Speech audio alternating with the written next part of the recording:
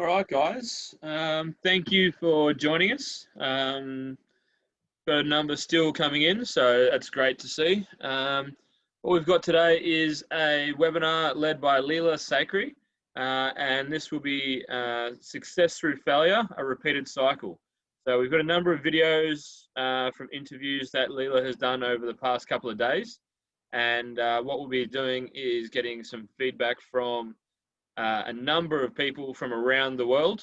So there's some very high-class umpires on this this video that Lelia has had a chat to.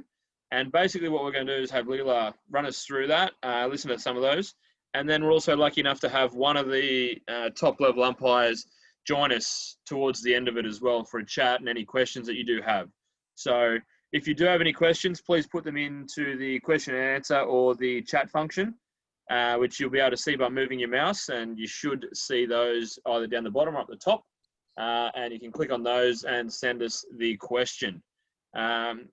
That's about it from me. If you do have any questions, just send them through, but otherwise I'll hand it over to Lelia. Thanks, Ben. Hi, everyone. Thank you for joining us today. Yeah, we've got a really interesting kind of topic about having success through failure and how, you know, we all go through these bouts, whether we've been a player or as a coach, and how do we kind of come back from those. And so if we just look at the next slide, you can see some of our presenters that we've got today. I have two pre-recorded ones because obviously with time changes, I didn't think it was fair to have some of our European colleagues get up at 3:30 in the morning, because I've done that to join us, but they very kindly sat down with me last week and we had a really great chat leading into this. So I've had an interview with Sarah Wilson. We're going to be hearing from Margaret Hunnaball, and Lim is actually going to be joining us a little bit later on. So please, as you're watching, I know they're pre-recorded, but it'd be great if you had a discussion in the chat of maybe things that you go, oh, that's really interesting, or any questions you still might have as it's going through. Between Sarah and Margaret, I'm going to tell a little bit of my story, you know, just for a bit of a live interaction. And again, any questions you have or discussion or things you guys want to chat about, please use the chat function. This is a great way just to even you guys maybe talk about your experiences and share them, or things that you might have taken away from what they said. So we'll start off with the first one, and I hope you guys enjoy.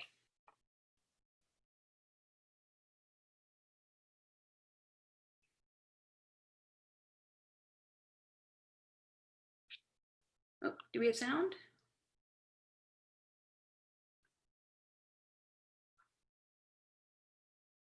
Apologies, everyone.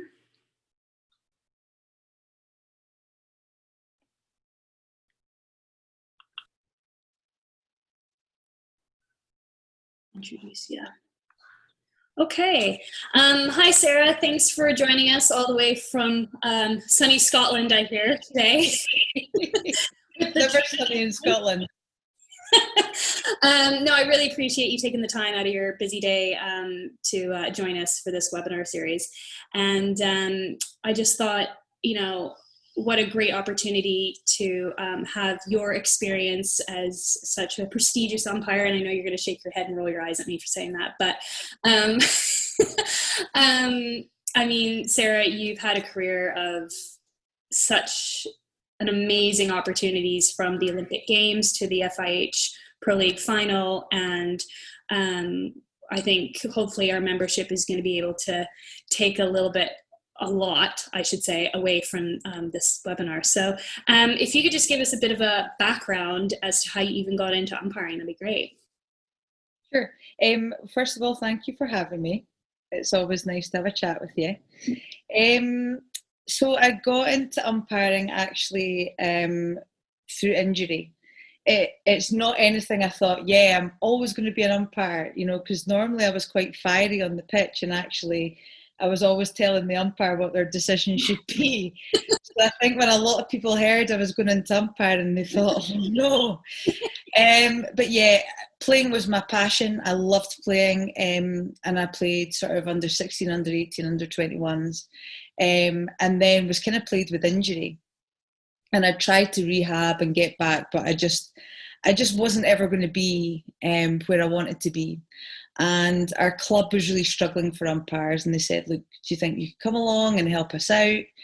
And I was a little bit apprehensive at first, but then I thought, you know what, let's just go for it. And I actually really, really enjoyed it, and I got into it quite quickly. And from there I thought, actually, this isn't so bad. This is quite enjoyable. And I was lucky that I did one game on a Saturday, and there was a couple of umpires there who had been at Olympic Games, Jean Duncan being one of them, and said, you know, you could really do this. You know, you could actually make a career out of it. And it was kind of at that moment that I thought, okay, here we go, this is it. And I've definitely got a lot further in umpiring than I ever would have as a player. So the right decision. Yeah, you know, talking with Margaret, she said the same thing. She got into injury, and it seems to be quite a common theme. Hers was also told, you're not going to go very far as a player, so don't bother. But harsh. Yeah, straight shooter. But, you know, I think that's the thing is people don't realize how many different pathways that just because you may not make a provincial team, to put it in context for our viewers, provincial team or, you know, the next gen team doesn't mean you're stunted at ever representing your country. I mean, you've gone on to represent your country at numerous tournaments. And like you said, more than you ever would have as a player. So I think that's important for people to realize is it's not just a singular pathway for success in the sport. You've had so many great opportunities in your career. Is there any kind of, we talk about the ups and downs, has there been a moment where you were like, oh, this is why I umpire, or a defining moment in your career that you go, this is why I come back out every week? Do you know, there have been a few moments like that, I would say. Mm-hmm. There have been a few moments where I've really thought, this is just it. This is phenomenal. This is why I'm doing it. It's quite an emotional thing, actually, I've found. And I'd say my career really kick-started 2014 Glasgow Commonwealth Games. And I did the opening game with Wendy Stewart, who's obviously Scottish but Canadian. And so Wendy and I did the opening game, and it was the biggest tournament I'd ever done. And I was so nervous. And Australia were playing against Malaysia. And I had an okay game. It was fine. I got through it. But I allowed my nerves to actually get the better of me in that game, and I knew it. I really did know it. And so as the tournament went on, I tried to relax a bit more, and I really got into it, and I ended up doing the bronze medal game. So for me, the progression in that tournament, the elation of being awarded the bronze medal game was in Glasgow in Scotland, where all my family were. I was thinking, this is fantastic. And from there, I went to the Champions Trophy in Argentina just a few months later. And I looked at the appointment list, and I saw people's names on this list, you know, Lisa Roach. And I'm thinking, oh my goodness me. And, you know, Kelly Hudson. And, you know, these are my heroes. These guys are phenomenal. They're brilliant. Oh, how am I ever going to compete against them? But I went out there, you know, with that momentum and had a really good tournament and ended up doing the final. And it was at that moment there I thought, wow, you know, I looked at the caliber of umpires there, and I was appointed to the final. I never in a million years thought that would have been the case. So that moment for me was huge, and I thought, okay, where can I go from here? And then, of course, in 2016, the Olympic Games.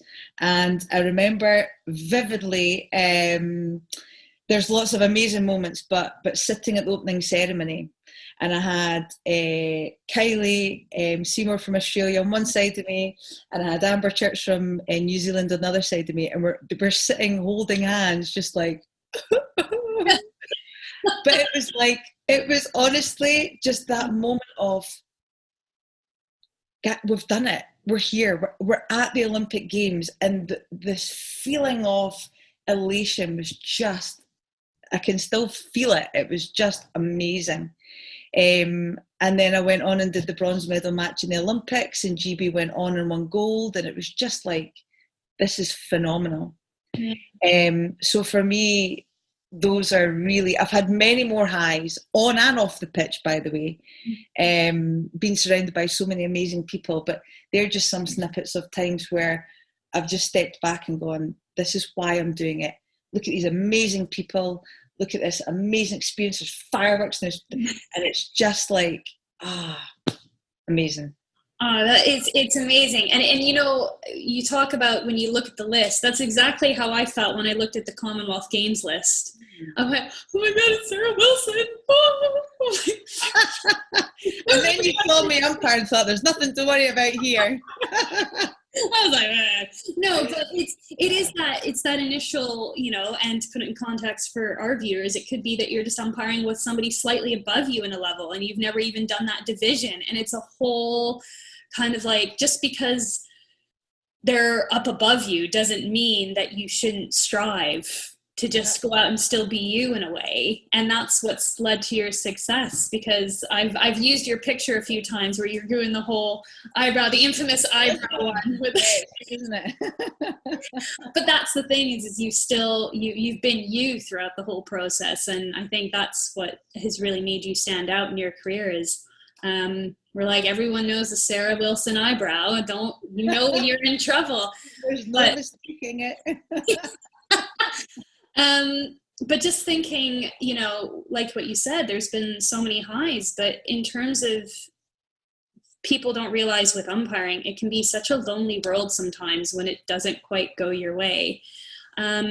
Is there any kind of moments in your career where I've had them where I go, why do I do this? I'm just going to retire and not bother anymore. Yeah. Has there been like a moment that has kind of almost scared you that you felt that way in a way? Sure, yeah, there have been, and you know, I've obviously spoken about these incredible highs, but with that, there have been some real lows, and I'll be completely honest about that. And they've been, even when I was starting out my career, and I was, you know, just doing the sort of Saturday league games, and driving home from Dundee or Glasgow, and I've been in tears, you know, just whether it's been players sort of shouting abuse and I've not coped with it and I've made mistakes and I feel like I've let people down. You know, that was quite early on in my career. So I had to learn how to have quite a thick skin then. But then when I look internationally, 2015 was, I did the European final between Holland and England. Mm-hmm. And it was in England, and it was this phenomenal stadium at Lee Valley, and it's like this cauldron of just energy. Mm-hmm. And obviously I was nervous. It was a big final. It was a big occasion. And England were down. They brought it back up to, I think it was 2-1. It was 2-1 to the Dutch. There was only a few minutes left of the game. Ball comes across my circle. Lily Owsley standing there. Ball goes into the top corner. So I'm giving it, it's a goal. Nobody says anything. Yeah. So all is fine to me. It's now 2-2. The game then goes on, and England win the Europeans on the penalty shootout. So place is going wild. I'm coming off. Oh, this is brilliant. What an experience. Fantastic. Amazing. And the Dutch coach comes over to me, he shakes my hand and he pulls me in and he goes, that second goal came off her leg. And I said, what? Yeah, the second goal came off her leg. And he walked away from me. So that moment, honestly, my heart just dropped. Yeah. And I went straight over, and Carol Metch at the time was the video umpire, and I just saw, and it was the colour just drained from me, you know, this feeling of fear, and I went straight over. I said, "Let's come off it." You know, yeah. Honestly, I can still feel that feeling of, what have I just done? You know, have I just cost them this game? Is my error really changed the outcome of this?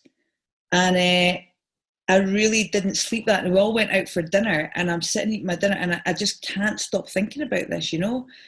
And, people tried to put positive spin. Oh, well, they still had to go and win the shootout, and nobody appealed it, so nobody saw it. And if they didn't see it, how were you expected? But that did not change. It did not change in my mind that I might have missed something. Yeah. And I did struggle to get over that for a while. It was all over the social media. It was all over the Dutch newspapers. And it seemed to be every time I looked at my phone, there was social media, something on social media. Oh, but the referee. Oh, it was horrible. It was really horrible. And it was a lonely place. And I ended up going and seeing a sports psychologist to try and give me sort of strategies and tactics and techniques to try and use to sort of move on from that. Yeah, that was a tough time. That's tough, and that's one thing our membership never really, they don't have to deal with. It's the social media impact of it. It's a even extra component that you wouldn't have to think about, even just umpiring on a Saturday weekend. But it's all these different kind of implications, and it's like what you said. It's you need to be a bit resilient, but at the end of the day, we have emotions. We don't purposely go out doing a bad job. Yeah. It happens sometimes, and how do we come back from that? And it's you do feel, and I think sometimes people don't always believe that we go, oh well, we made a mistake, oh well. It really does drain us. We strive to be perfect, even though it'll never happen. It's really hard to come back from, especially at the international level. It's you're getting scrutinized over everything, and there's video evidence to show it and replay it. And yeah, it's tough. But it is tough. And I mean, another example was I did the final of the Indoor World Cup between Holland and Germany, and that was a really, really tough game. It was a really tough game, and there was an incident that involved a penalty corner that I helped my colleague out with, and I didn't know at the time, but the commentator was really slating me, really slating me big time. And of course, this is then people that might not know hockey that well. They're listening and thinking, "Oh wow, what's she all about?" And at the end of the game, again, social media just went bananas, and I had players and coaches, and I couldn't get out there quick enough. It was like a sort of suffocating experience, and then it's the journey home. You've got all that time. You're flying home, or you're driving home, or you're on a train, and you're in your own head. And I was replaying it and replaying it and replaying it. And again, it's lonely. You're on your own, and you're thinking, oh man. But I think the biggest thing that I've learned is that although it's in my nature, and I'm sure it's in a lot of umpires' natures because it's how we are and it's our makeup, but yes, dwell on it for a little bit of time. Think about it and learn from it, but don't dwell on it so long to your detriment, because it's not going to change anything. And I know that's not an easy thing to do, and it does take practice. So do think about it, do learn from it, but try and put a positive spin on it, so that, okay, that happened, but next time that happens, what would I do differently? What would I change? Would I change my approach? If it wouldn't have changed anything, then no, but you've visited it and you've explored it and you've answered it. But to just go over it and to beat yourself up with negative language and negative thoughts is not really the way to go. You've got to try and flip it. It is hard, and especially for our membership, it could be you have that game, and then literally you have to turn around and do a game right after that. And it's easy for us to say, oh, just park it. It's a new game now. It doesn't happen, even if you've got a 2 days rest. Yeah. It's a real challenge, and it's, it could be that then you all of a sudden look and you've got to work with a colleague that you maybe get along less with than compared to others, or it's another team that you go, oh God, not them again. Yep. It's really difficult. And like you said, don't dwell on it, but as we say, put it in your toolbox and use it. If you continue to make that mistake, maybe we need to look at something else. But it's definitely one of those things. Learn from it.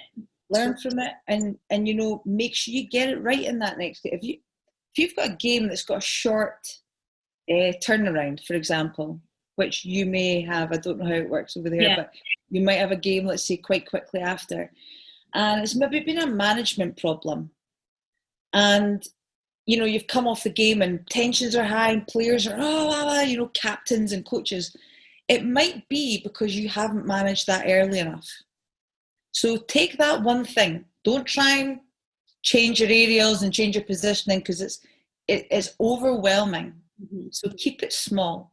Okay, management wasn't great. So in this game, I need to make sure I'm managing it from the start, and make sure you nail it. Because see, when you do nail it, you'll be able to let go of that previous game easier, because you've learned and you've done something about it. If you go into that next game, oh, my management was poor, oh, I'm not very good at managing, then that management doesn't work. Then you're in doubly a bad situation. Yeah. So let's rectify it quickly, and then you can go, okay, I've learned quickly from that. That was much better. And you'll come off the game feeling better about that game. Yeah. No, that's important. Not to go, I need to fix everything. Just focus on one thing. It's like what we tell the players, okay? Just focus on getting the first few traps going and so forth. That's really important. And, I was thinking back. I remember we were sitting outside. We went for breakfast in Gold Coast. Yeah. You and I were sitting having breakfast or something. It was smashed avocado. I just remember how much we loved it. Can't get enough. Can't get enough of it. And lots of coffee. Yeah, lots of coffee. And I remember asking you, I said, at what point did you start to feel confident in your own ability? And this was 2018. And you'd already done all these other tournaments, and you said last year, so about 2017. And I went, Jesus Christ. She's already done an Olympic Games. She's doing all this stuff. What chance do I have of ever feeling confident? And it just, it made me think that no matter how high you get, you will always have this belief of self-doubt. And that you are always challenging yourself to be better as well.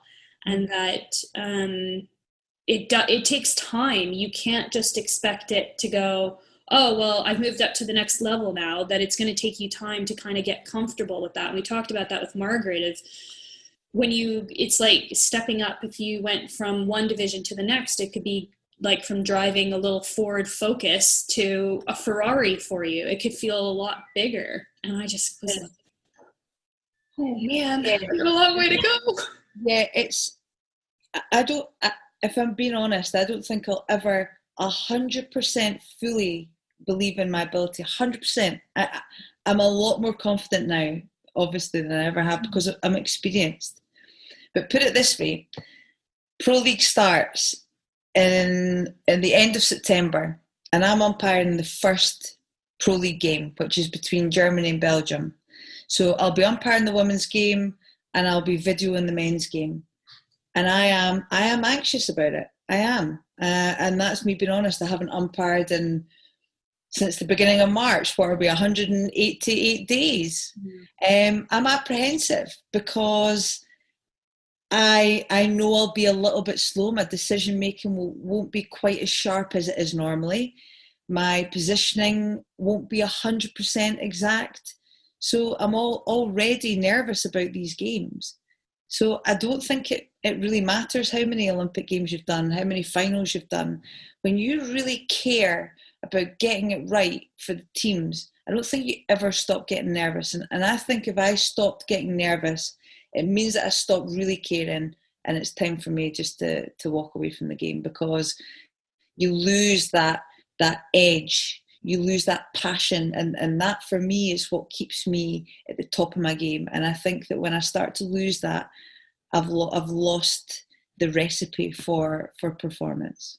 No, absolutely. And I think that is just so fitting to everybody in our league, that the reason they do it is, yes, they have to do it because we've got requirements and things like that, but they wouldn't have even signed up if they didn't want to do it in some capacity. And I think, yeah, you know, we're going to have members that are nervous just going out and doing a Division 5 game on the ladies' side. And, you know, everybody's going to be nervous, and the players will be nervous in your game too, because they haven't competed. And, you know, just with the whole world right now, it's just kind of weird. And I think, you know, thank you just for being so honest about it, that look, one of the top officials in the world she's nervous too, guys. So don't worry, we're all in the same boat. Absolutely. And, you know, at the end of the day, we're all human. And if you were to ask me what my biggest strength is about my umpiring, I wouldn't actually say anything technical. I would probably say it's actually my relationship with the players, and it's my communication with the players. Yeah, I know the rules, okay, but I'm not the best technical umpire out there, but I think I read the game and I read context well. And I think the reason I've done well a lot of the time and that I have the respect of the players is because I have a chat with them and I'll explain things, and I think I'm quite approachable. And so when I do make a mistake, it's not like I'm making a mistake and I'm backing it up. I might make a mistake and go, oh, you missed that one, or sorry guys, that, you know, I was a bit late there. But that's what gains you the respect, and that's what gives you that little bit of leeway with the players when they know that 99% of the time you'll be all right. Yeah. And then they'll let you away with that odd rogue decision. No, that's brilliant. No, I just wanted to wrap it up. Thank you so much, Sarah. I've really appreciated it. I'm sure our membership will be absolutely thrilled that they got to hear you speak.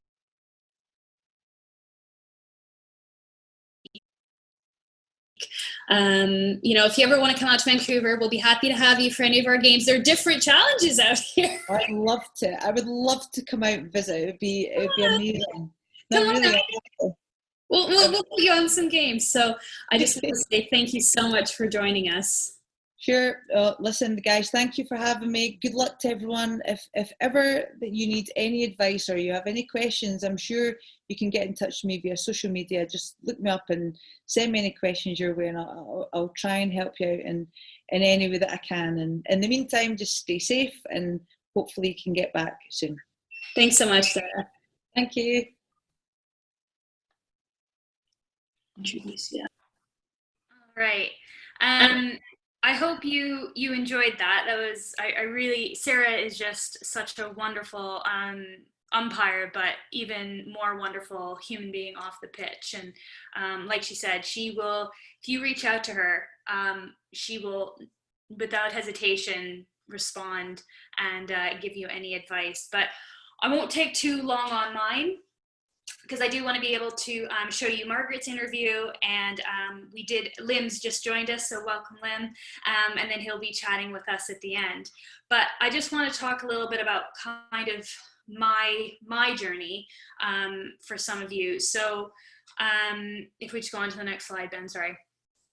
So when we look at success, we often think this is what it looks like, a nice straight line upwards, whereas actually it's more like what is on the right-hand side. It's messy. You go up, you go back, you go all over the place, you end up upside down. It's just a mess. But if you keep going at it, you'll eventually hit your goal. So, next one. Sorry. So, for some of you that know, I had a playing career. It was going pretty well. Things were making every team. You know, it was coming naturally to me. And if you see on the next slide, you know, I was lucky enough to be able to represent my country, and I was like, okay, things are going really well. So I thought, well, I'll go down to the States and, you know, give my playing career a shot down there. Next one, Ben. And this quote kind of always stands out to me about how you may encounter defeats, but you must not be defeated in the fact that it may be necessary to encounter these defeats so you know who you are. And I think this really sums it up to me, because I went to my first university and it wasn't a good mash. Philosophical differences, and I think for me, it's not who I wanted to be as a player or really as a human being. So I took time off, came back, and reevaluated some of my priorities. Next one. And I ended up going, I'm going to go to University of Maine. And I was having a really great first season. And then this happened.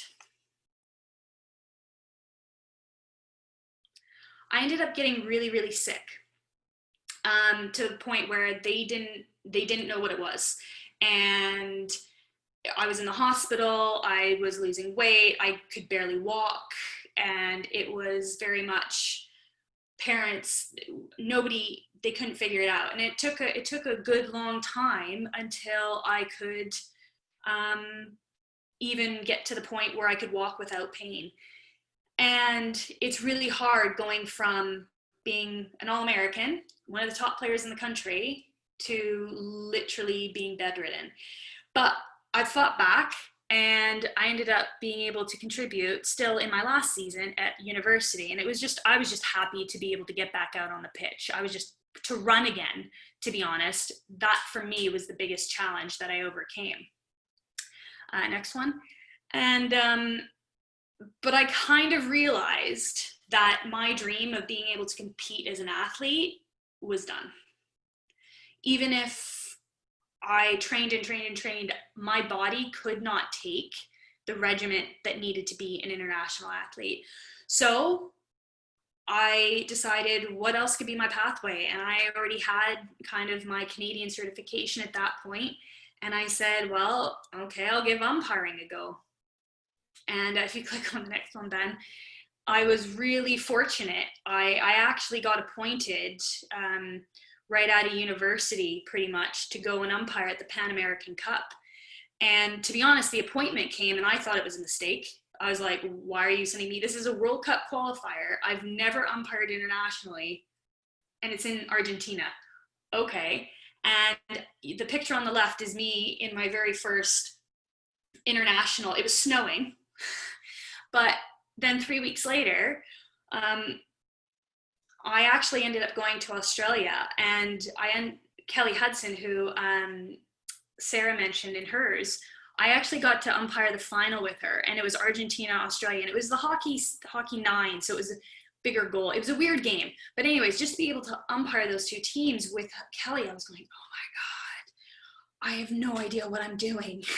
And it's really led me down this pathway of, I've been more successful as an umpire than I probably ever would have been as an athlete. And I'm for as much as it was hard going through that circumstance of me being really sick, I think it made me understand who I wanted to be more and appreciate the opportunities like the umpiring that has come into my life. So the next one, I got the appointment for Commonwealth Games. And I was like, oh my God, wow. And like I said, I got the appointments list and I'm going, there's Ayana, who is going, an amazing umpire from Trinidad.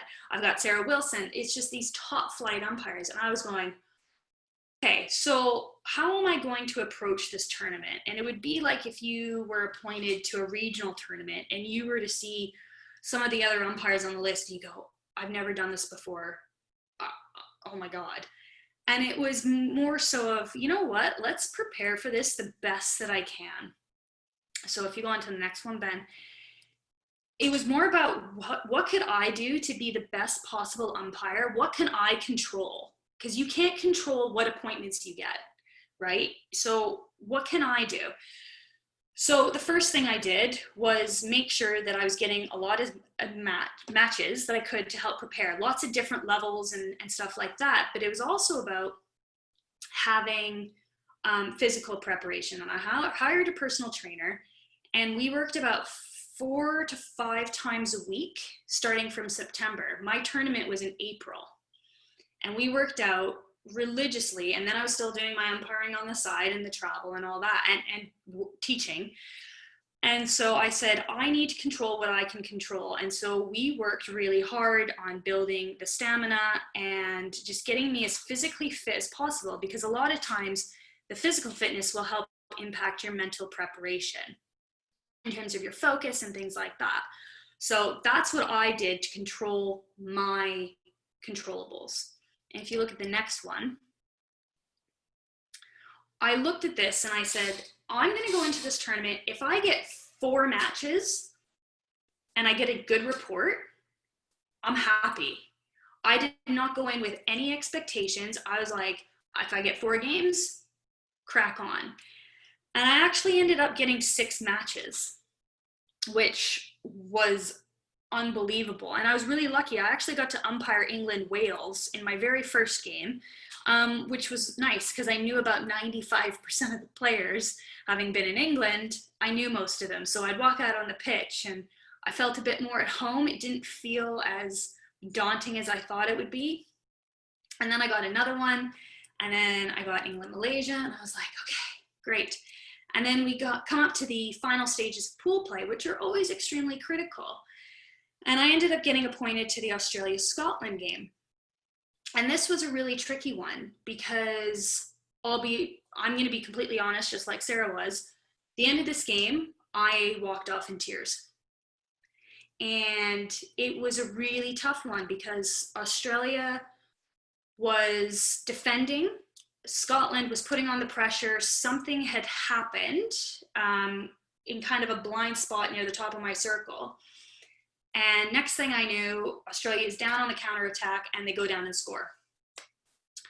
Scotland's up in arms. I'm like, okay, I asked for help, nothing. It's not a referable moment.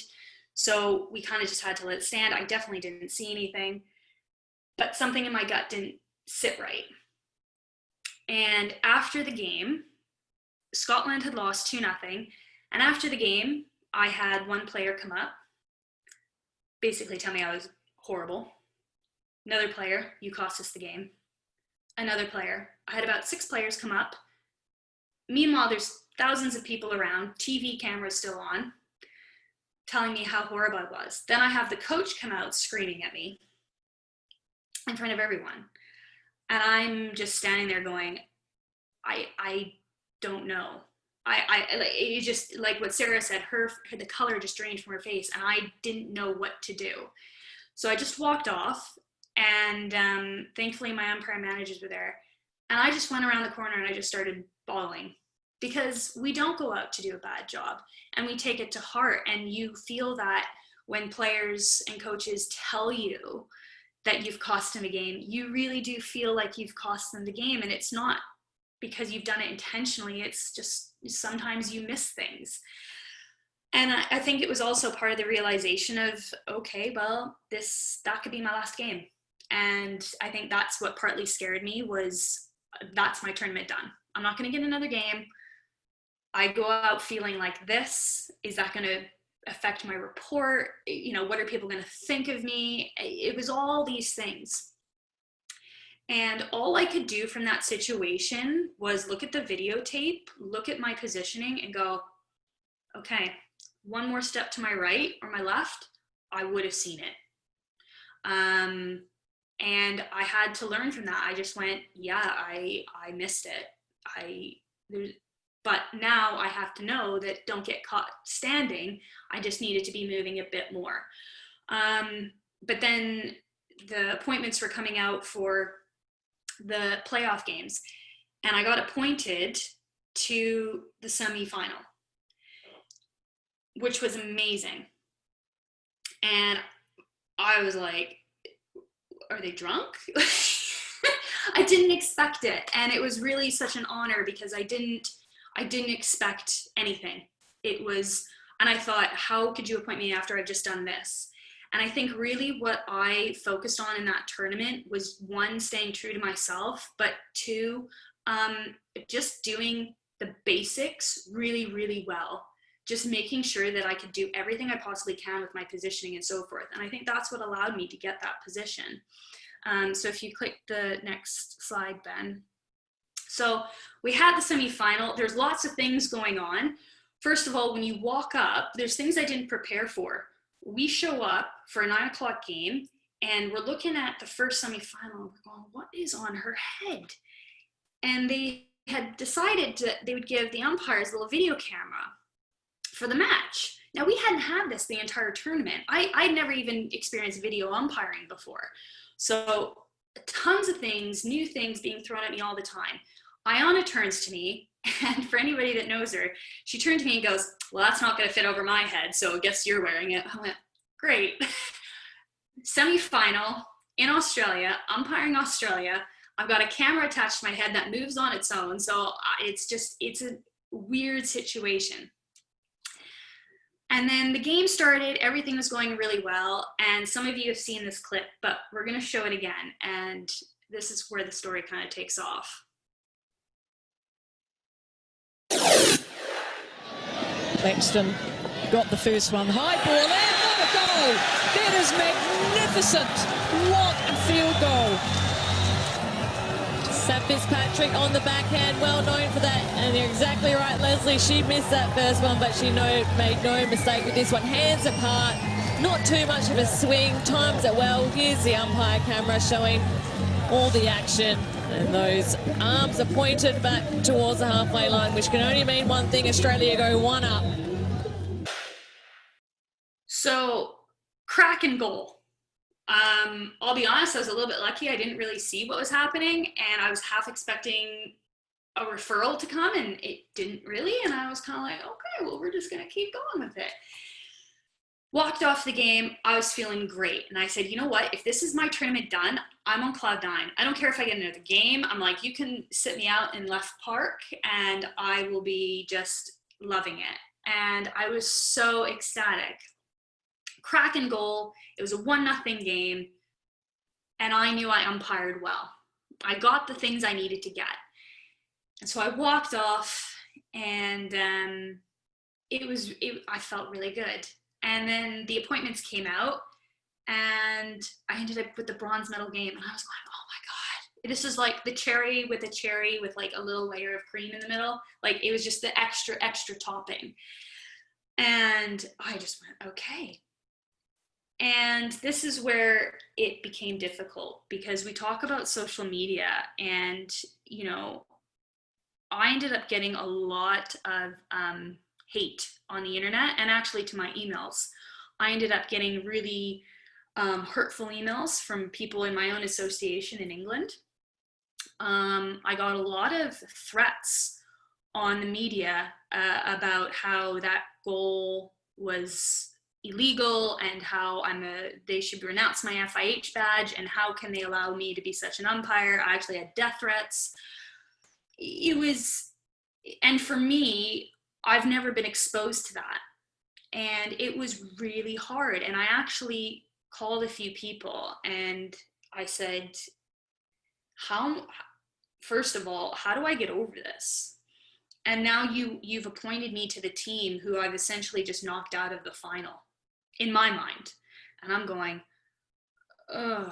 And I ended up getting a lot of rude comments of, how could they appoint you? You don't deserve this game. And I'm going, great. And I went and talked with my umpire managers. And of course they were like, who said that to you? I'll go find them. And they really had my back. And that's the thing is if you're in those situations, you need to find somebody to talk to about it. You can't keep it pent up. And so they basically just said, you just have to go out and do what you did. You have to ignore it. And it's hard. And I will be honest, I was not myself in that bronze medal game, because every little thing I did, I was like, are they going to criticize me? What's going to be on my phone when I get back? I don't know. And we got through the game. I mean, England won 6-0. So it was pretty much a blowout. But I walked off that game, and emotional, but I was so emotionally invested in trying to keep my own emotions in check. I walked off and just started crying again, because 1, my tournament was done. I was tired. But 2, I knew how much it took emotionally for me to keep my calm, keep my composure, and not show those little emotions, and perform. Because it's really easy, like if you've done one bad game, just to go, because it was literally the next day I had to umpire, to just go curl up inside and say, that's it. I can't, you have to get yourself back out there. And I tell you what, I think it has made me a better umpire. It has made me a person that you do have to have thick skin, but you are allowed to show your emotion and you are allowed to feel. And like what Sarah said, but you can't let it plague you. And my team, and Lim may not even know this, but nobody knew that I was dealing with that, because I just had to monitor it myself. The people that I needed to talk to knew, and they knew how hard I had to work in that game. And sometimes, you know, we get things in our life outside of it, and there is nothing wrong that if you have something in your life come up and you go and you were to message me about your next match, or, you know, the next week, and you go, Leela, I can't do it. I'm not in the right frame of mind. That is okay. You don't have to step out. You know, you have the time to do that.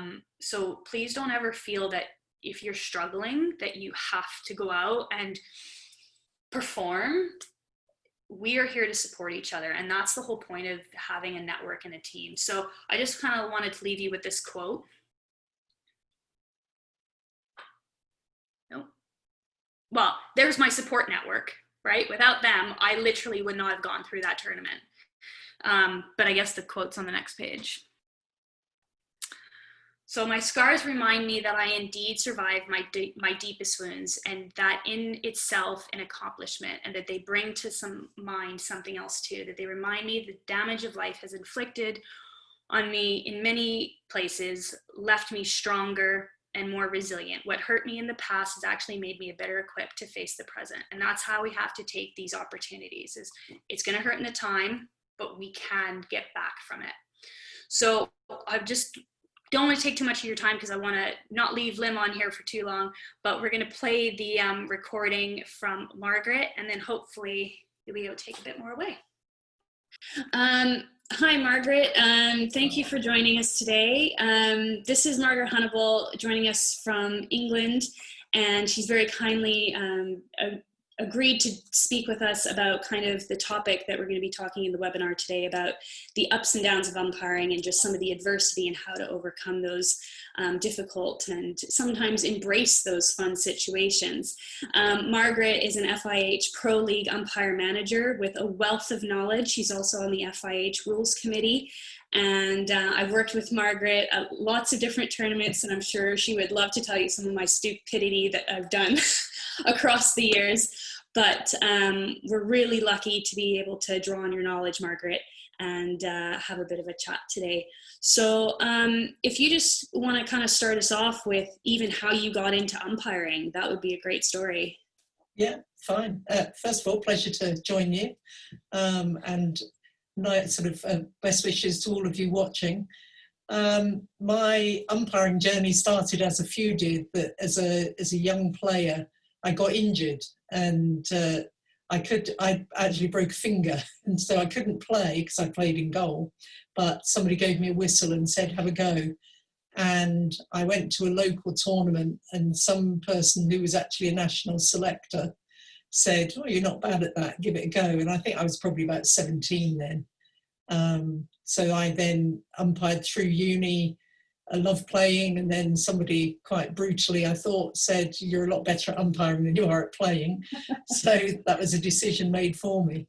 And then I was just lucky enough to, I think, do well. And we talk about adversity, and I do think sometimes there are elements of luck that come into that, aren't there? So I think that I was pretty lucky not to hit adversity until I got to an international tournament. So, really things have gone pretty well. And we're lucky enough, aren't we, in our local leagues that we can talk to players, we can build rapport. And then sometimes you go into an international setting and it's very different. And that was an example which might be worth sharing, because I thought I umpired exactly the same way as I did at home, where it worked. And for my umpire manager in this tournament, it just didn't work. So much so that I think the tick on the box at the bottom of my sheet said, "Reconsider international exposure." So I was very lucky that I was able to go out again, not because they chose me, but because the person they chose got injured. And they said, "Oh, we need someone.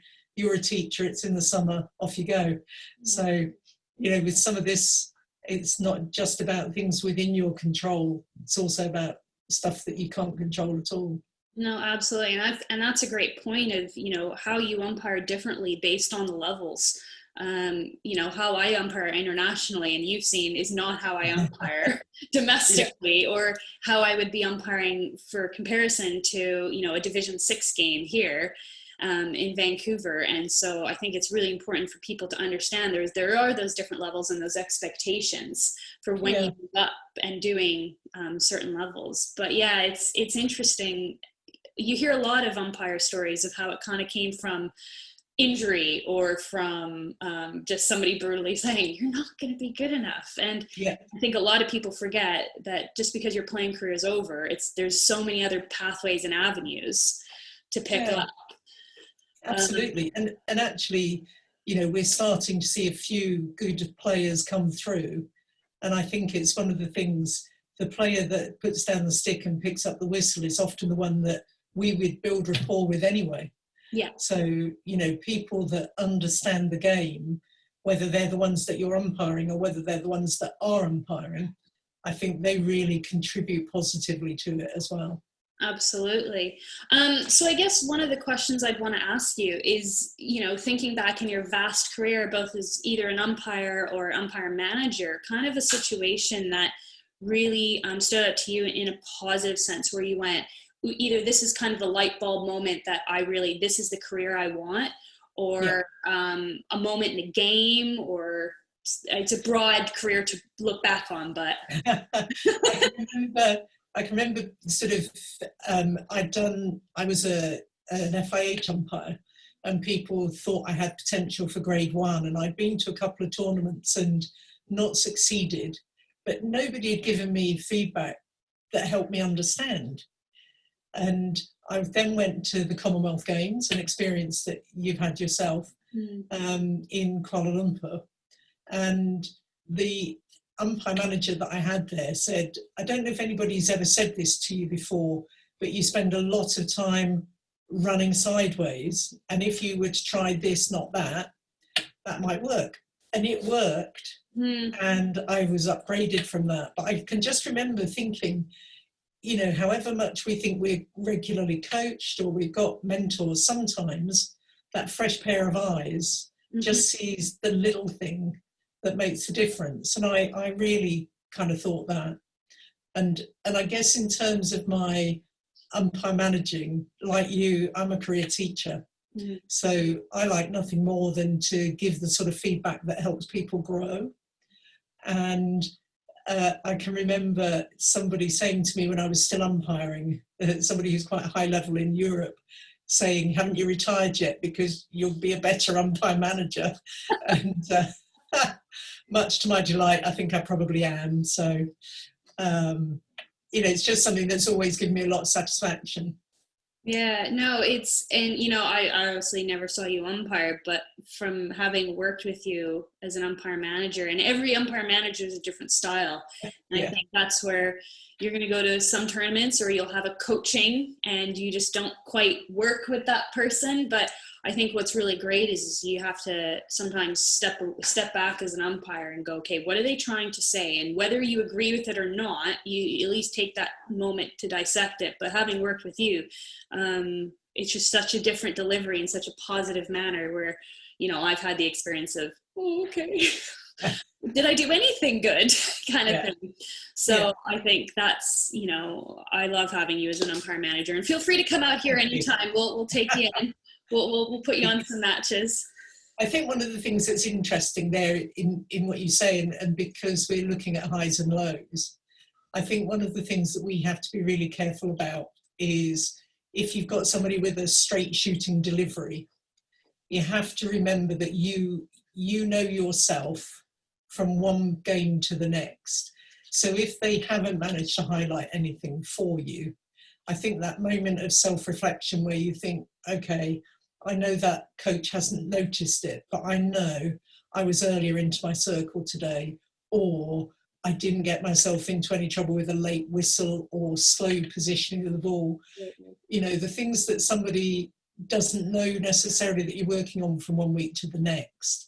So if you're lucky enough to get coached, to actually, before the coaching, say, just so you know, these are a couple of things I'm working on. Yeah. That can also help you build a positive bit, even if the rest of the game doesn't go particularly well. Yeah, I shut up with a whistle. We've made a great start today. Yeah, absolutely.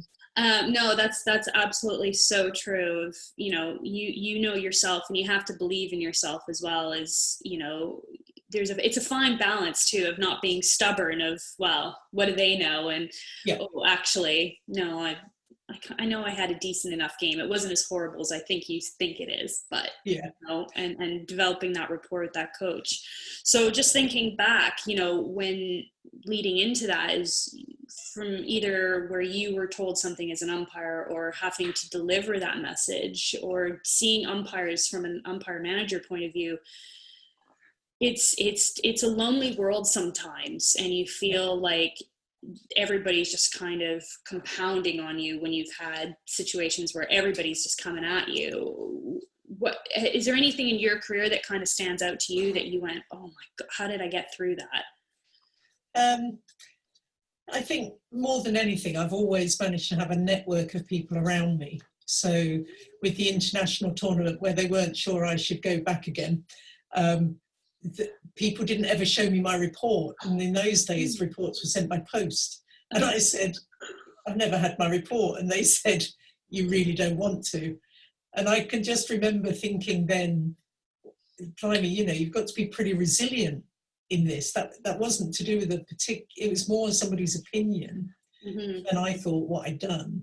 But I think that resilience is a really key thing for us, and sometimes being resilient can't be a solo thing.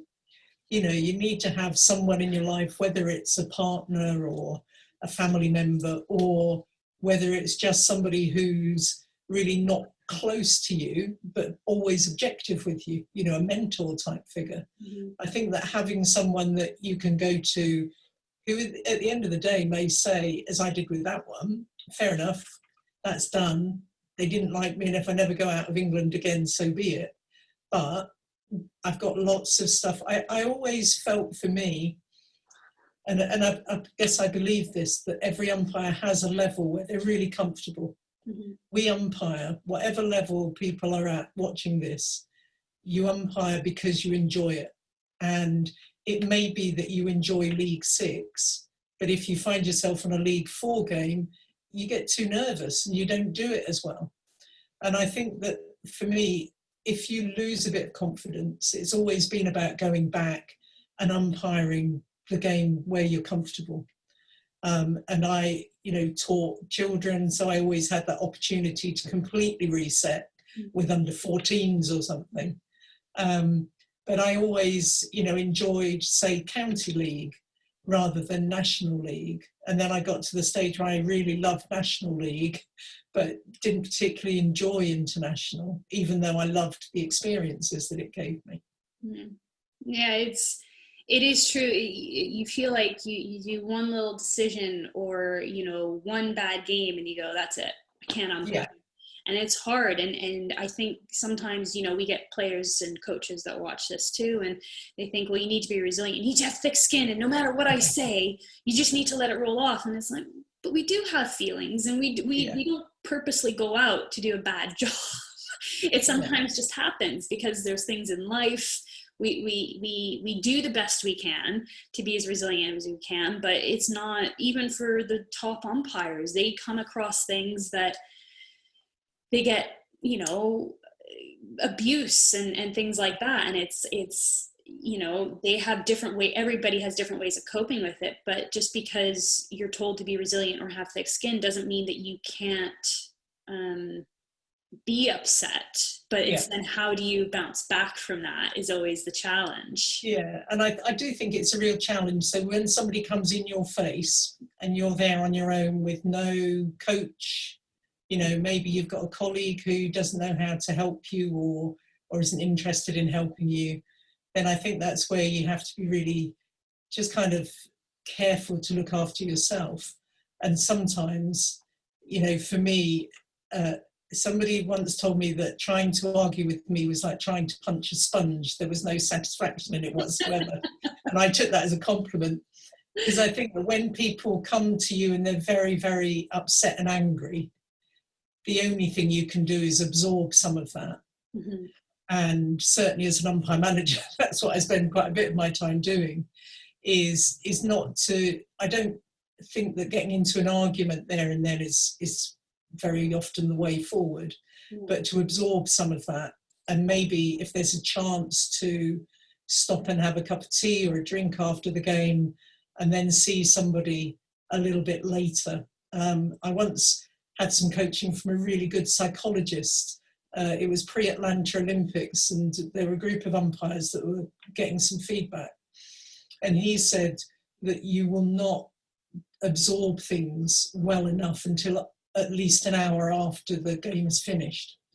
So if you can only ever have that conversation at the end of the game and then rush off home, your chances of getting a civil conversation with, an upset coach are pretty limited.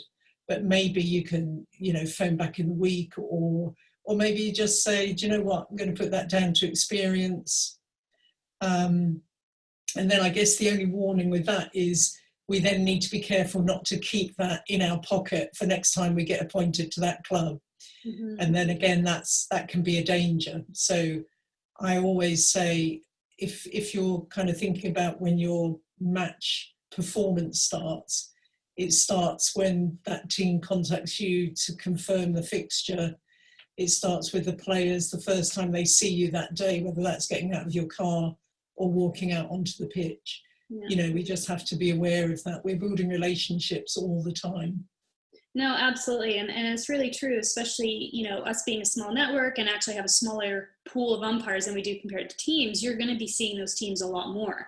Yeah. And I mean, we've had it in England where I actually had to call up my panel selector, Liz, and said, I've had 3 weeks on the trot with this team. And to the point where I called her up saying, I cannot, and I never say this, I cannot hire them, because I was just in tears. And actually the coach, because I'd worked, she understood where I was coming from, and I had a chat with her after the game, and I showed my emotion because, I'd worked with her for a bit and I was upset, and I said, your team did this to me. And she went, oh my God, and gave me the biggest hug. And she goes, you gave us 3 empty nets and we couldn't put the ball in the net. How is that your problem? And I thought that was really good. It was EG. Yeah, no, I gathered that.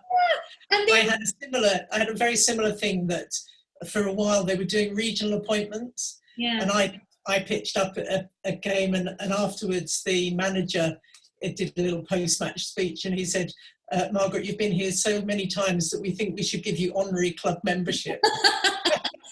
But it's about developing those rapports. And even when, I had to go back out and umpire them the next season with you as my assessor or coach or something. But it was hard because I know that's what had happened to me before. And then oddly enough, we had that freak accident with the injury, and it was kind of just a weird game overall. But it coming back from it, I went, okay, I got through that game. And actually, because of the injury, that was, by the by, whatever our umpiring was. But it was, it's tough to get back out there. And it's something that, being in our league, especially if they tend to stay in one little area, you're not going to be as exposed to all the other clubs that maybe have a different way of handling things. So, yeah.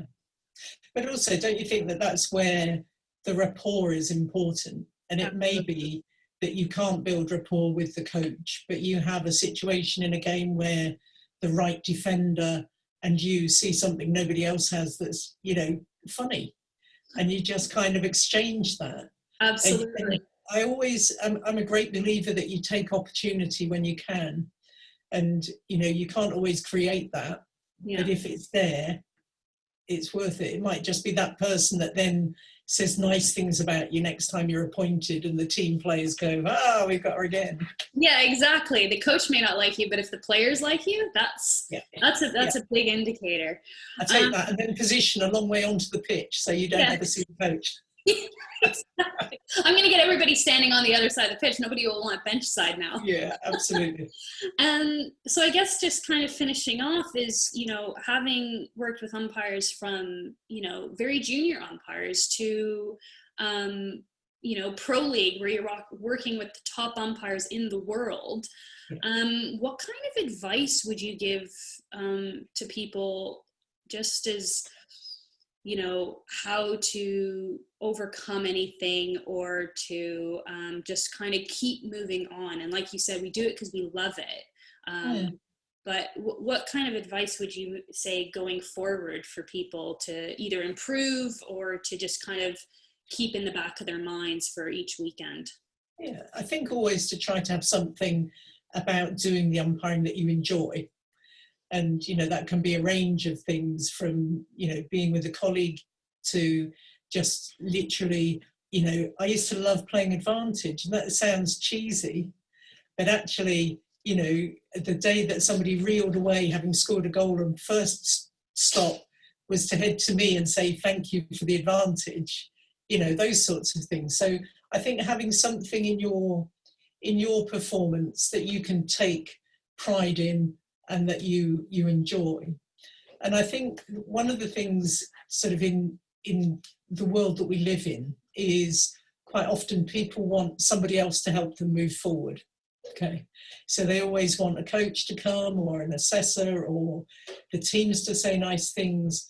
And I'm a huge believer in self-assessment. So I think that if you look at your umpiring career, the only person that sees every single game that you blow is you. So I think that if you can come up with some things where you say, like with advantage, okay, I'm going to really work on advantage into my circle. I'm going to blow quickly to the defenders, but I'm going to just wait a split second. And then you yourself look at that and say after your next game, did you do it? And, I think that and there are loads of tools on the internet about goal setting, about self-evaluation. I think having some of those things and kind of being really proactive with yourself, for me, is the key to success. Because as I've mentioned earlier, you can go off somewhere and have an umpire manager who thinks you're terrible, and you can go somewhere else and have someone who thinks you're worthy of an upgrade. And actually, do you know what? You can't really control those, because you pretty much think you're going to do the same thing. So trust yourself, enjoy your umpiring, and help yourself. No, that's brilliant, Margaret. I really appreciate that. I just want to, finish off with saying thank you for joining us today. It's been absolutely wonderful, and every little piece that you've said is going to benefit everybody, from our most experienced umpires to those that maybe don't even have certification, but we need you. Sign up, get your certification. So thank you so much for joining us today, Margaret. You're really welcome. Thanks very much. All right, thank you, everyone. And now for the grand finale, we have Lim joining us all the way from Singapore. So we'll get him set up. Hi, Lim. I think you're on mute still. There. How are you? How are you? Good to see you. You can see me? No, I say it's good to see you. What's going on? It's good to see you. So just as we go through it, we're going to ask you, you've kind of seen what we've been talking about, and I filled you in before, but Lim has such an array of experience. I mean, you've umpired at the Olympics yourself, and we've all had ups and downs, so we're going to get you to talk a little bit about your story. And then as you guys go through and you're listening, if you have any questions, we'll kind of answer them at the end, and you guys can just put them in the chat here for you. So please be able to get at least one of you and here to do it. Thanks for joining, Lim. More than happy. So nothing much to talk. I just want to say you are so hard on yourself. You had a great Commonwealth Games, so don't be so tough on yourself. I kind of agree with what the rest of the panelists and yourself say. A bit more of the how would I say, self-assessment. I think it's always important. And you don't want everyone to keep telling you the good stuff. Oh, hello, Chris. I saw somebody was saying Chris is here. Yeah, Chris Wilson says hello. Haven't seen him for a while. If you ever see him, come and give him a hug. Yeah. I will. Yeah. Hope the old man is doing well. Yeah, I mean, a lot more self-assessment. You don't want things to always be nice and rosy and stuff like that. You know, I mean, what are you gonna learn? If everyone tells you you're gonna be the best umpire in the world, I mean, like if you're a 10-pointer, you know, like what the hell? I'll be doing Olympic finals every 4 years. I mean, why don't we learn? Yeah, I mean, if we, I think it's an interesting topic. So I'm just going to latch on to yours about. But I think Commonwealth Games that was, and like Margaret say, you know, you umpire to the grade of some of the people as well. In terms, we should not be lowering our standards, but we umpire to how the game feels. To be very honest. Well, you know, if you have someone from the League 4, the League 5, you umpire to do as much as they can play. Am I right to say so? Yeah. You're not going to use the India versus Australia kind of standards to be umpiring that game, because they will never understand what's an advantage. Yeah. They never understand what's a great goal. You know, sometimes they're just not manageable. Sometimes you just want to hear the whistle go, and I think we're just gonna be a bit aware of what's going on.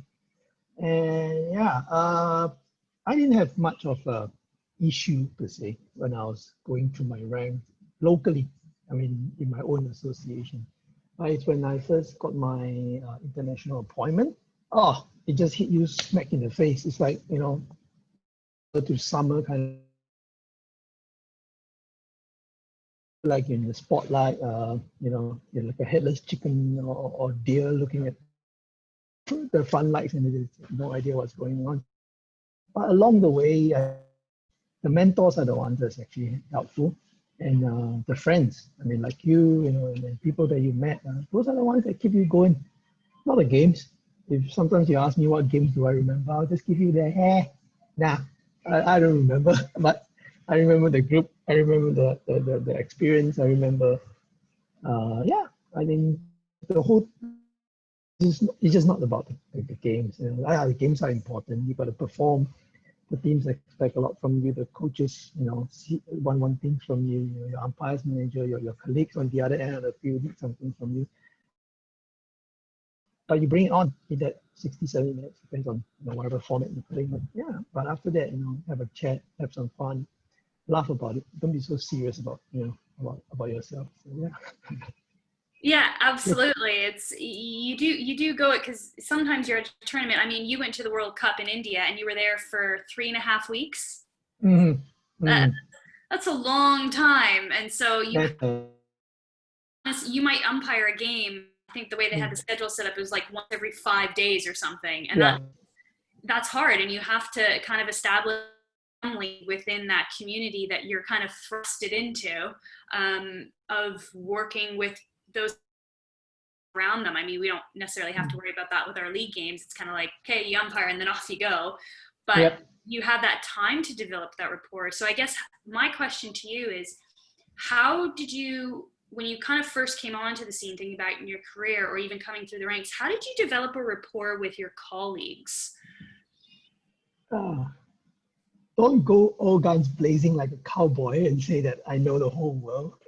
I think that's a good start. I mean, just be yourself, to be honest. The senior panel I had that time were the really senior panel, you know, like Murray Grimes and those guys were there for the 100 and 200 games and stuff like that. So, I mean, as a young new kid on the block, you just go in with the attitude to learn.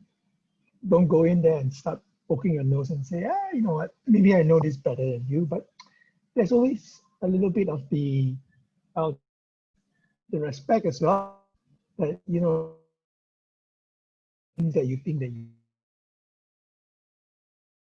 you will do better.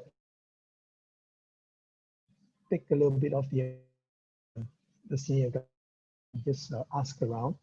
I mean, just going a little bit, I would say, make friends kind of attitude, a bit more humble, a bit more, you know, just be yourself. Just be yourself, to be honest, you know, and just, I think that will really help you blend in. And nobody is out there to hate you. Unless you go inside there with the mentality that, oh, someone hates me, you know, then definitely you'll find something. It's like just what's that called? It's like in your game as well. If you're gonna hunt for it, you're gonna find something. I mean, and you're gonna penalize it. You're gonna blow for that foul. So just go inside there with an open mind. You know, a little bit more like, I want to learn something. Like, you share with me. Yeah, I think that's how we roll. I think it's okay. Yeah, I think that's really important about talking about opening. You are kind of inquisitive to other people, and I think it is that sense of community that when you go to a tournament or to a game, or sometimes just to watch, if you see somebody there that you know is an experienced umpire, going and just, hey, can I stand with you for 5 minutes and just talk with you? I mean, 2014 World Cup in Amsterdam, I flew over because I said, great opportunity, double World Cup, and I was standing in line, Mara Lee getting some chips, chatting to her in the line, and I said, can I come and watch the game with you? And she's the umpire manager of this tournament. I sat the whole game with her. And I think if taking on those opportunities of sitting with somebody more experienced, I mean, I sat with you through some games, and to get a different perspective, or I'd ask you like, hey, what did you think? And you're like, don't worry about it. I'm like, okay. But it's about talking,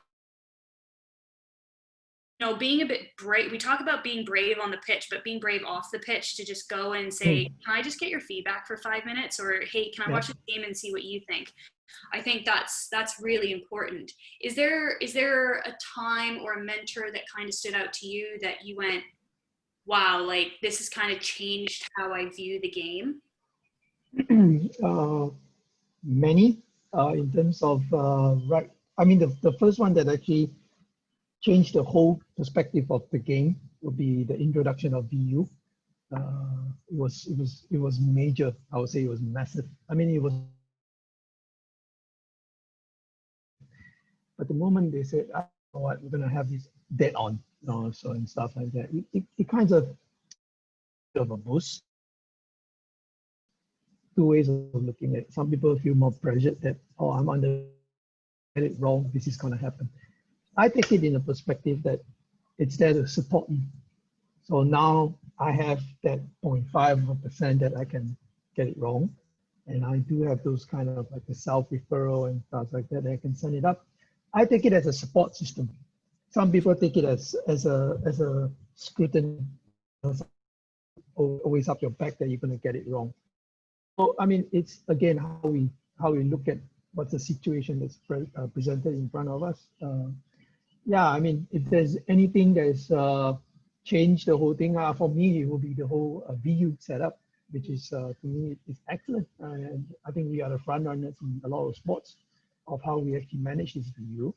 I mean, of course, not to say about cricket and tennis, which those are the professional sports. I'm talking a little bit more about, you know, us as a amateur, a bit like a semi-pro kind of umpiring community. I think, yeah, this is some.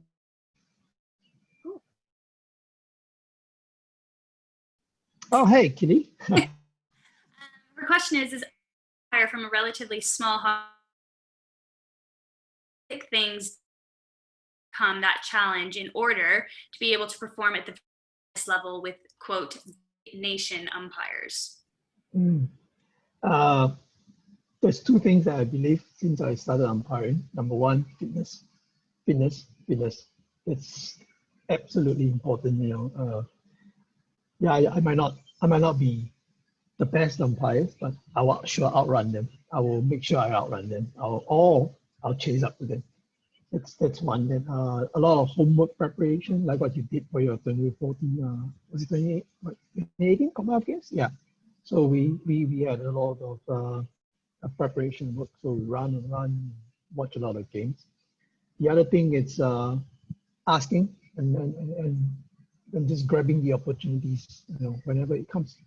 It doesn't come a lot, you know, like you might have a tournament in a year or two, but during that two tournaments, you ensure you're there. I mean, not just physically there, you're mentally there, you know, you're ready, you know, you're not too ready to just like spurt out like a rocket, but just, you know, be there, have to and learn. I mean, keep asking questions. But for the first 5 years when I got onto the circuit, I all sorts of silly questions like, hey, what do you think about this? And why do you do that?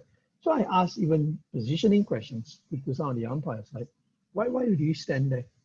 And for the first 5 years or 6 years or whichever, even till now, sometimes I just look at some of the guys that, of course, yeah, even though I'm in the panel, but I'm still relatively young as well. So I'm just asking people, like, what do you think? Why do you do that? And I just want to understand why is that. And the next thing is actually talking to the teams. And sometimes, when you have the luxury of having the same hotel in the same team with the team that you're going to umpire, it's just have a chat along the walkway. Don't just go around and ask them how's your wife, how's your kids, how's your everything. Just ask them what they think about the game they watched yesterday. Was there anything, if you umpire that game, okay, maybe like what you said, they don't want to speak to you, but they'll go off after a while. They'll be okay. No, I mean, it's about sometimes getting that feedback from a colleague. I think sometimes a little difficult, especially if, if we happen to have radios. We don't even have radios. You have to come together and your colleague is giving you a decision, how not to almost be defensive about it. It's about getting the right outcome. And so I think sometimes that's really hard for us as umpires to kind of go, oh, yeah, okay, they had a better angle, as opposed to looking at it as a partnership.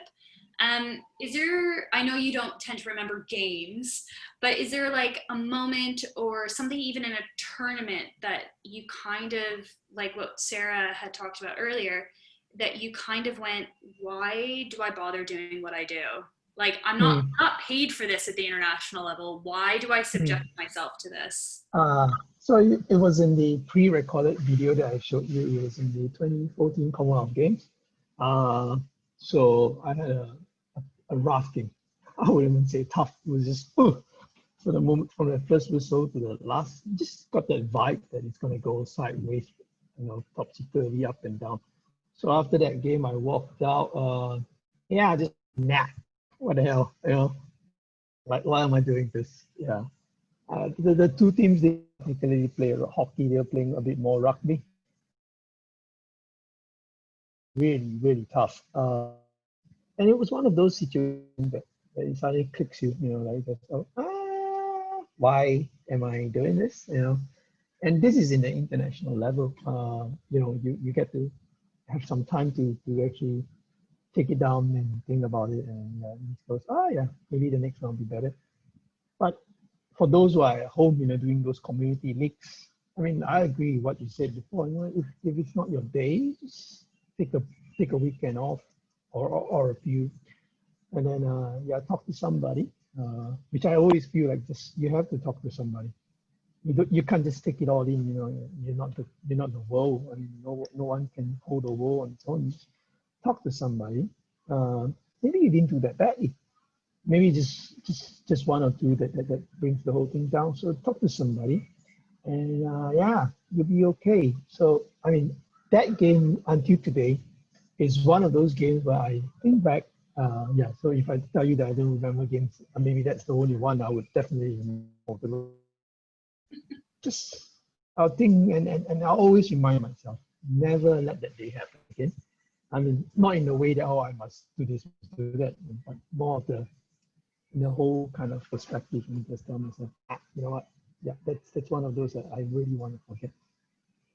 Yeah, and we all get those where you just kind of you go out and you go, okay, I'm gonna have a good game, and you think you're umpiring well, and it's like what you said, the teams just for some reason decide that they're gonna play ice hockey without skates, and you're this is not even a result type of sport. And you sometimes have to chalk it up and go, I have done the best I can. This is on you guys. I don't know what you're doing. So I guess, is there a difference of how did you change because you had 4 years? Did you approach the 2018 Commonwealth Games slightly different than what you did with 2014? Yeah. I would say I came in with a different mentality, totally different. I came in, so before before the tournament, I sort of took time to that I'm going to get who's going to come, who's been appointed, what your umpires manager, what kind of styles. I mean, of course, sometimes if you're too new to this, I have the luxury of working with most of them, so I look at it, sort of know how the styles and what they expect from us and stuff like that. So I look at the panel and I went like, hey, it seems I'm going to be one of the more senior ones here this time. So it totally changed my whole approach to a tournament. I become slightly more focused and a lot more. I would say taking on a bit of the leadership role kind of stuff like that. Not in a very assertive way, like to say, you have to eat dinner today, you have to come here. No. Just like, maybe giving some people, I feel, like a pat on the back. If you think that he's having a bad day, just check in on him and say, what. Yeah, so we did have a relatively young panel, to be honest, in the Commonwealth Games in it's Gold Coast, right? Yeah, Gold Coast. So yeah, I mean, it's great to meet all the new guys. And my approach actually leading up that 4 years was, well, I was told to become a bit more on that's hard to believe. I was like, oh yeah. It takes a bit of adjusting. Yeah, as much as you are that guy, but well, I mean, it turned the opportunity to actually have it, turn around. So yeah, so I'm still working my way through that thing as well, becoming a bit mean, not just game face on, just be a mean. So, yeah, it's like you change your masks for when you have to cross over that line. Yeah, exactly. But, yeah, I mean, you had a fantastic. I mean, you did the final. Thank you. Yeah. And it was a fantastic final too. I mean, just if anybody can find it on YouTube, watch the game, because we sat in the stands. We're like, oh my god, like everybody was just into it. And I mean, when you're umpiring in front of 10,000 people, it's deafening. I think for you in that moment, was there anything that you went, okay, I'm doing a big game, but that you kind of reflected on of like, these are the things I want to focus on. Like, regardless of the game, it's big. I'm gonna focus on this. All my games, one thing. Yeah. Really simple. Go back to basics. I have this rule of getting it right 3 times, reset, getting it right the next. Reset, getting it right the next 3 times. So I just, one wrong, it's a reset straight away. So I'll just go, okay, that's done. So we go to the next 3. And I always believe the first 5 whistles game is extremely crucial. Mm-hmm. It's like a salesman meeting someone to sell a car. If the first 5 seconds, I would look at you in the eye and say, if I want to buy the car, or if I'm not going to get it from you. I use that as a benchmark. And from there, I would do my every 3 little things. And then, of course, the management and the communications and other things just overlap each other. But for me, the first 5 whistle in terms of decisions, not just blowing whistle, like going disco kind of thing, but it's first 5 whistle, just calm yourself down. That's for me, that's when you actually set, not just even a standard, you set the rapport. Set the rapport with both teams. You set the rapport with the colleagues. You set a rapport with the whole thing. So if you ask me, what do I do, or is there something that one is, or the only one out? It's just keep it simple. What's in front of you, and I mean a lot, which is very true. You're hunting for something. If you think that you want to give come in a pretext that you're going to give a yellow card today because it's 2 tough team that's going to be playing, I'm telling you, it's not going to be 1. It's going to be 1 plus 1 plus 1 plus 1. It's going to keep escalating. Just going with, don't have much expectation in terms of how they're going to play, but know how they want to play. At least you know what's going to happen. You're going to be ahead of the game. You're going to be behind the game. And if you're behind the game, think about things like that. If you're behind the game, how are you going to behave? How are you going to catch up? If you're ahead of the game, how you want to stay ahead? Things like that. Just umpire what's in front of you. Don't think about who is on the stand, who is cheering for you, who is going to throw a Coke bottle at you. If that happens, that happens. But yeah, I mean that's for me. That yeah, for me that's what's gonna. For me, that's what was at stakes. Don't think about who's going to get a gold medal. Don't think about who's going to funding, who's going to lose it. That's a problem. Your problem, it's huge. I would say 22, and one small little white ball that's flying around the place. So everything is nothing on the table.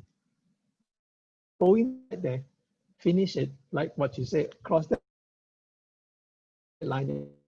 You're going to be feeling like I've done all I can. I am not going to have say that, when I say leave nothing on the table, it's like saying that, oh, I should have, I could have, I would have done that. No, do it. You do it, and then you go, okay, I done it. And if it happens, it happens.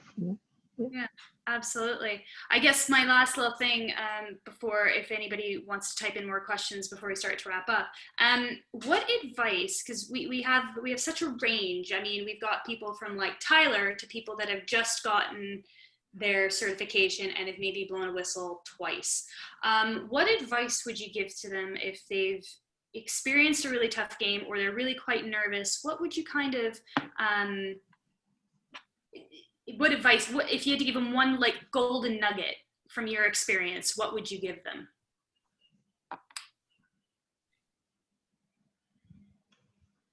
What would I give them? That's a tough one.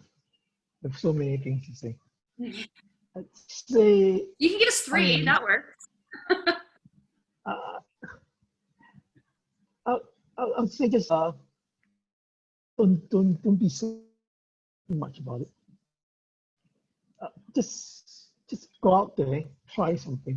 I don't know if it is even going to answer to your question. Just for me, just be yourself. Number one, just be yourself. And everyone has a different kind of personality. Like someone that's different. Sarah is someone that's different. You can't put a Lim in Sarah or Sarah in Ayana or put in you, man.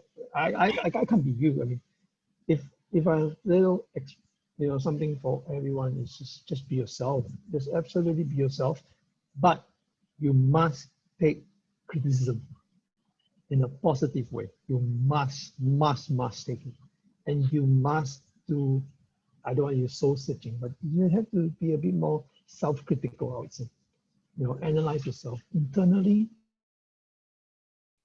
And then before you speak to your mentor, first you be yourself, do what you have to do, and then after that, I mean, that's the, to everyone or to anyone that's actually coming up the ranks or trying to climb the ranks or umpiring, there's always something to improve every single game.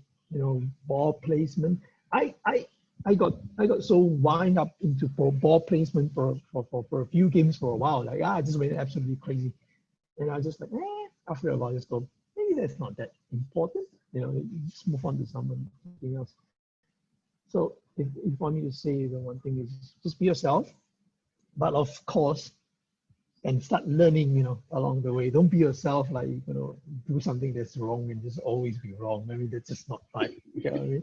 Just be yourself in terms of how you want to umpire a game, how your character is, and then so we just want everyone to be themselves.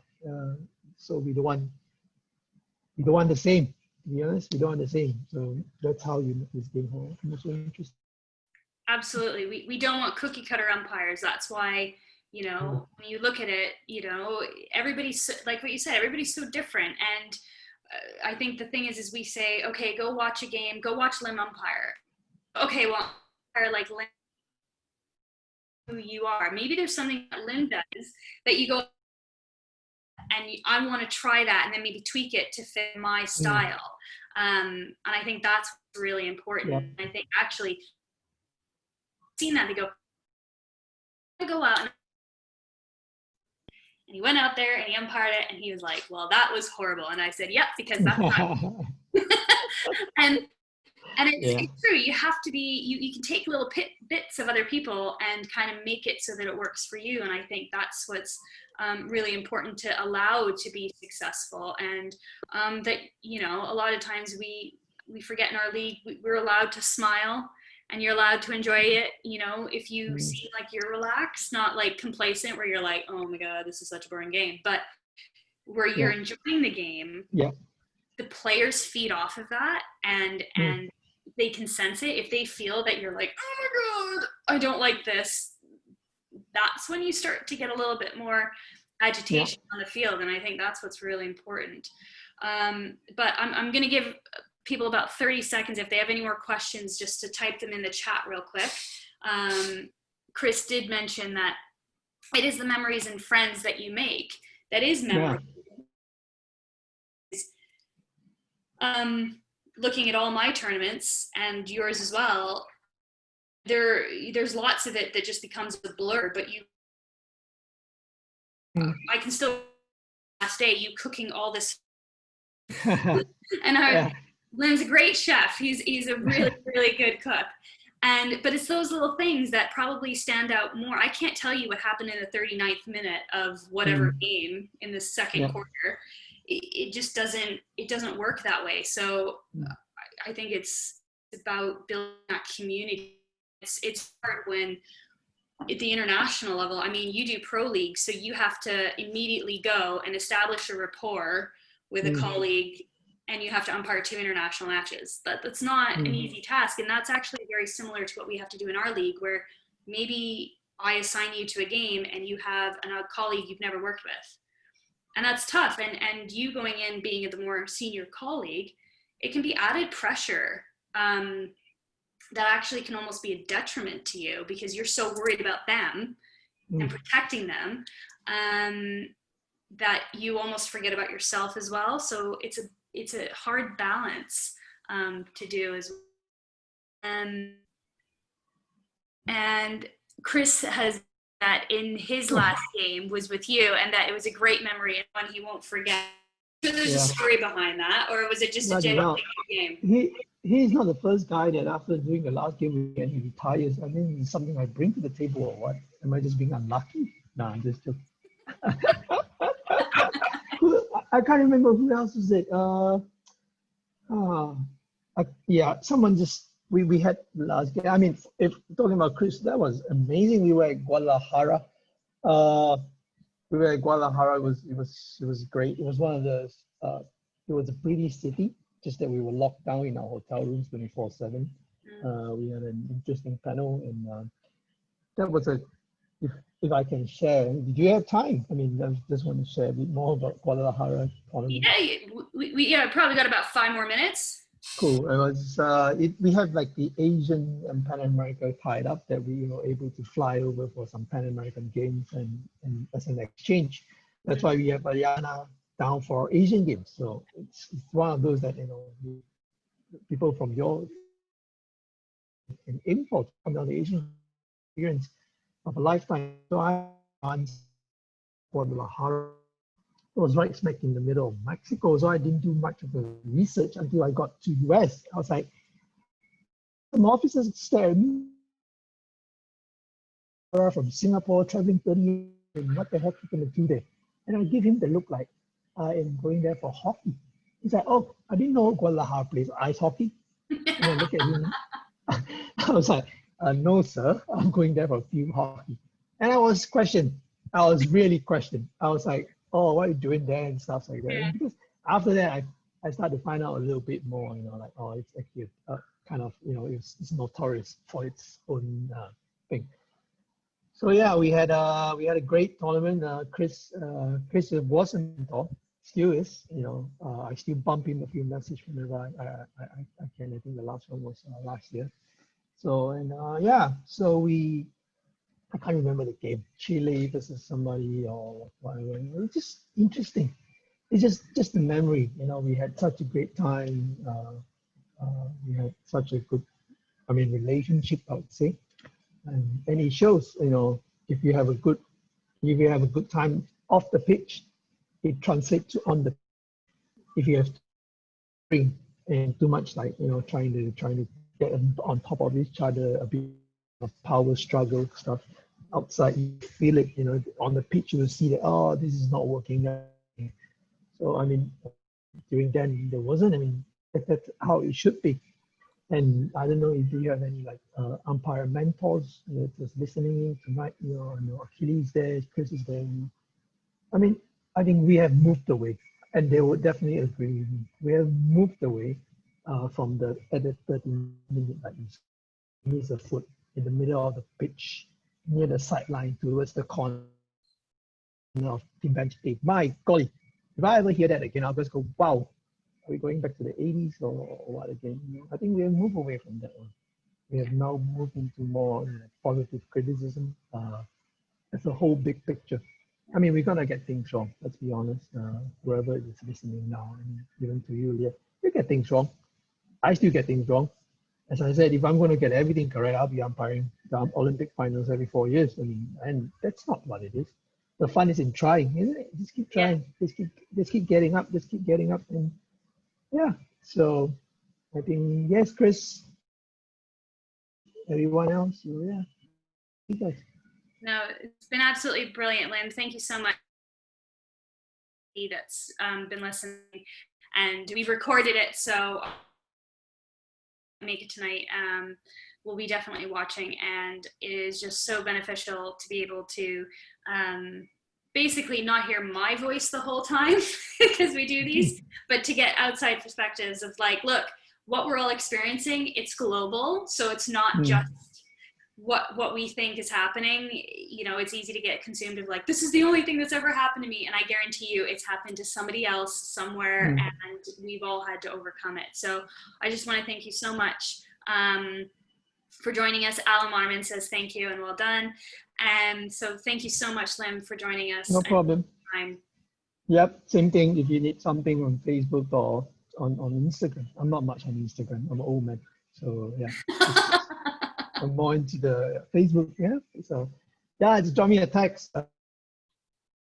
As I said to Kelly, said to everyone, and I think even said to the pre-recorded message, we're not strangers, just friends never met. But just text me, need anything, just a hi, bye. I'll be all right. Thank you. Brilliant. Thank you so much, Lim, for joining us.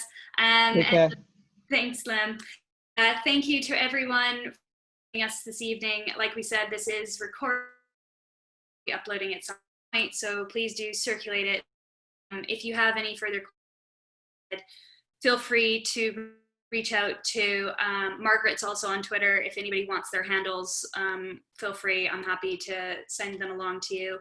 But thank you everyone for joining, and we'll be in contact about when our next one will be. I'm sure it'll be something about surrounding returning to play and COVID and how to support each other, because right now I think we're all just going to be happy to be able to get back out on the pitch whenever we find out more information. So thank you very much everyone for joining us this evening. Have a great night. Bye. Bye. Take care.